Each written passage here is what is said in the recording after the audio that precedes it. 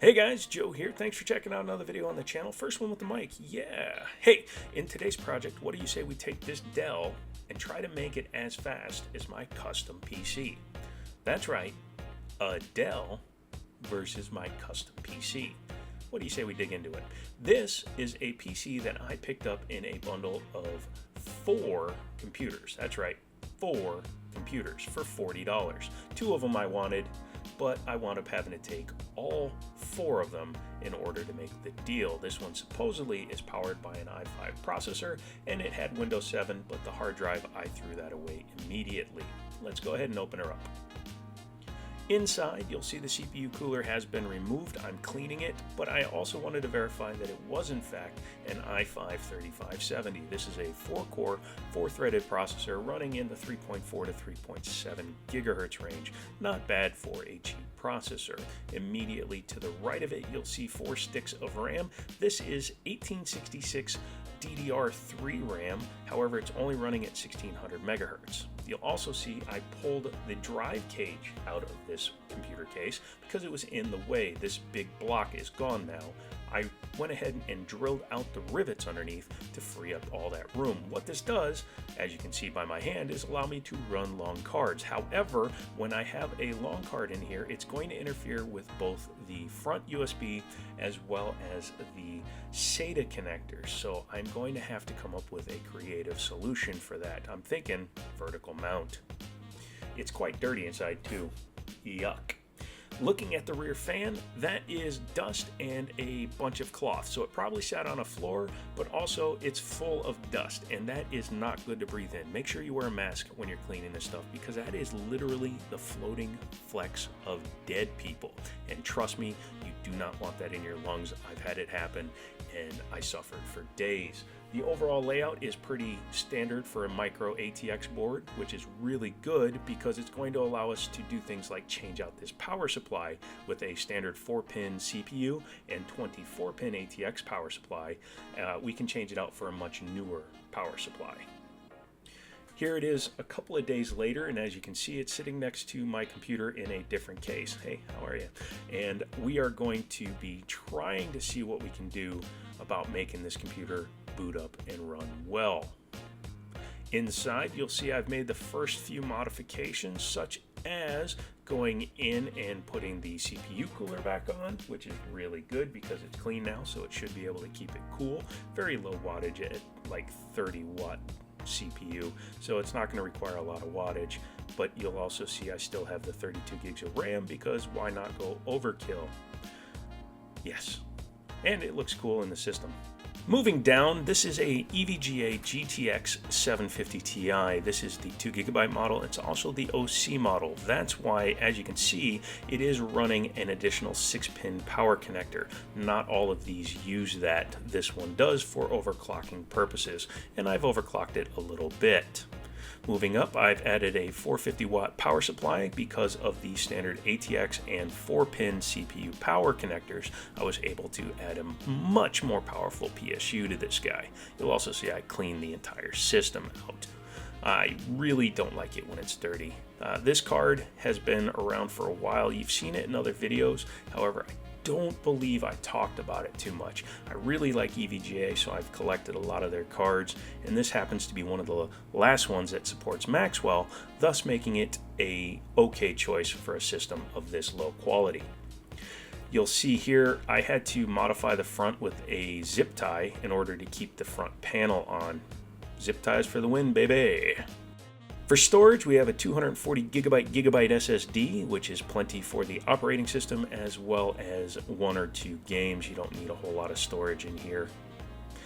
On the back here, you'll notice that I zip tied a vertical GPU bracket from a Thermaltake P3, mainly because I knew that we were going to have to vertically mount stuff. No clue what I was just pointing at, but what we're going to do now is just kind of test the system. So for testing purposes, we're going to move that out of the way, and then we will just run it the way you see it here. I'm not putting the side panel on it, and we'll just run it the way it is. I don't run the side panel on most of my PC builds, to be completely honest with you.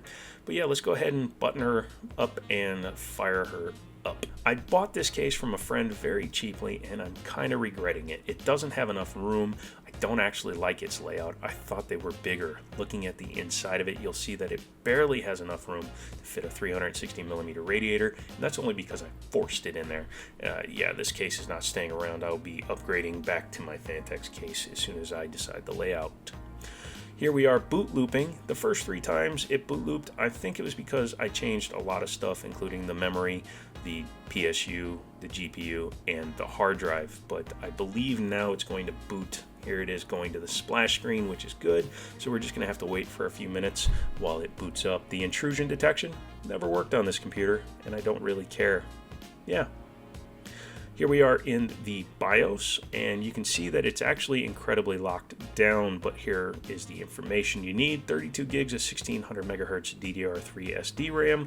I could put faster RAM in it, but the RAM that's in it is already 1866, and it's only running at 1600 megahertz, so that really doesn't make any sense, pardon me. Looking up here, the BIOS version is quite old, so I'll probably update that as well. Let's go ahead and scroll down a little bit, look at the boot sequence, all that fun stuff. Now we're going to move on to some performance. And I do say performance in the loosest sense. All we can do is change things like speed step, which causes the CPU to run at its max speed at all times. So you do want that on, or excuse me, disabled.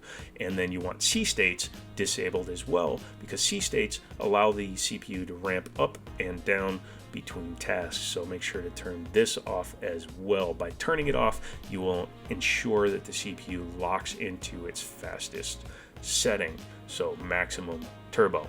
That's why we're leaving turbo boost on, otherwise it would run at base frequency 100% of the time, and that's not something we want.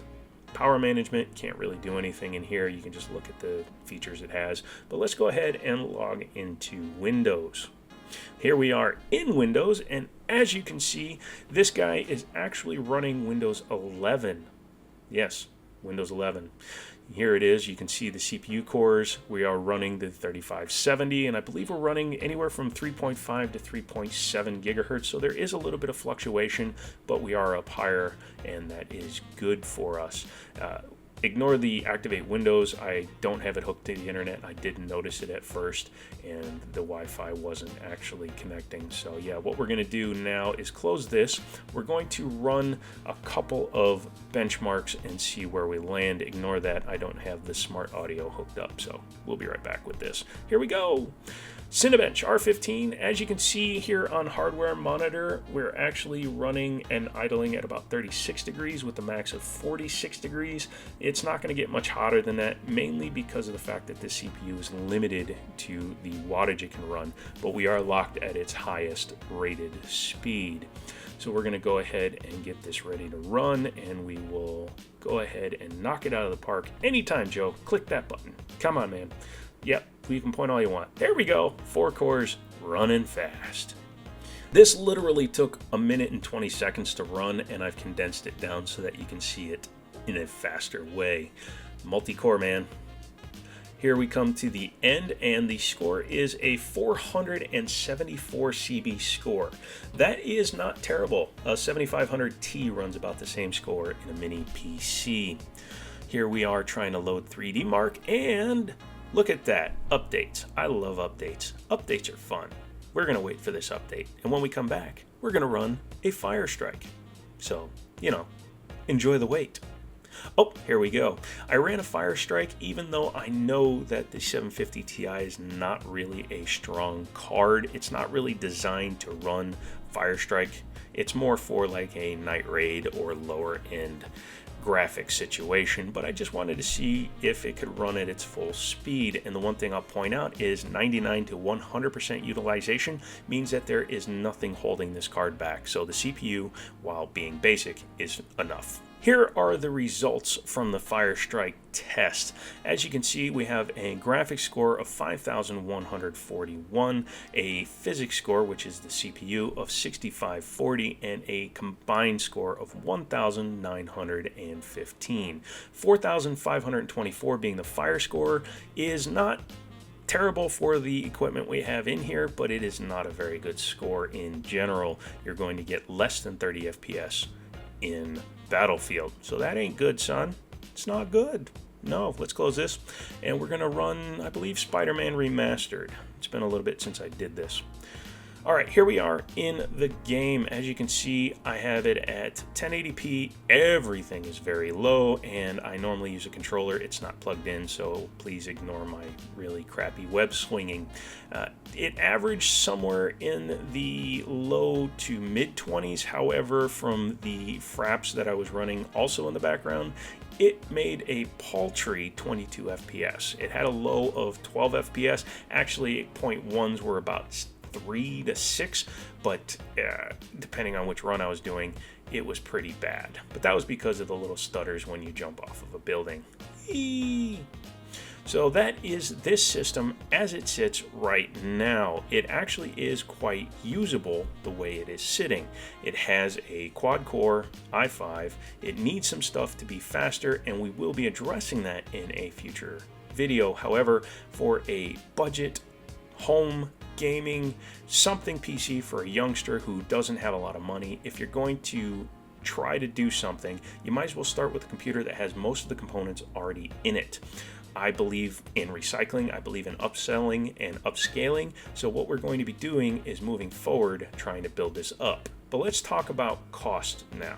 The total cost for the system was about 99 bucks. How it breaks down is 10 bucks for the system. The EVGA 750 Ti was a massive $25. The PSU was free because I got that from a computer bundle.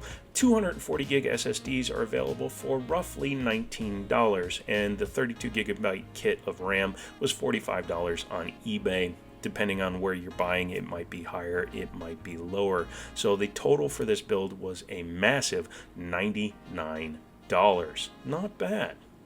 If you want to come back for the next video, and I encourage you to, we're going to be adding some parts to this computer, one component at a time. This will allow us to go ahead and try to make this computer run and actually be functional in 2023, because we all need to save some money. The economy sucks. Everybody needs to penny pinch and maybe have some fun at the same time. So depending on what we do, it may be good, it may not be good. You're just gonna have to come back and see what happens. So don't forget to like, subscribe, do all that fun stuff.